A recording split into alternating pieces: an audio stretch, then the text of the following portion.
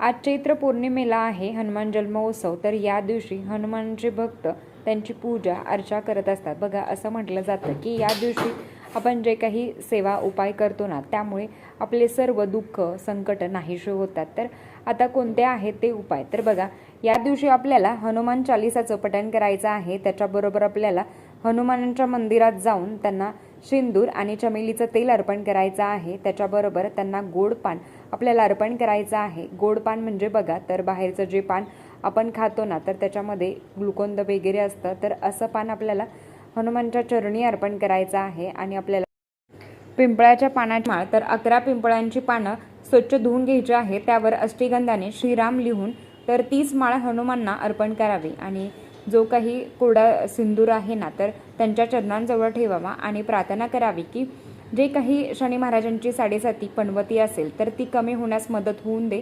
आणि बघा, तर दिवा आपल्याला एक दिवा म्हणजेच पंचमुखी दिवा चमेलीचा किंवा मग जाईच्या तेलामध्ये आपल्याला लावायचा आहे। त्यामुळे आपले सर्व संकट नाहीसे होतील आणि आपल्या जीवनामध्ये सुख समाधान लाभतं। धन्यवाद। श्री स्वामी समर्थ।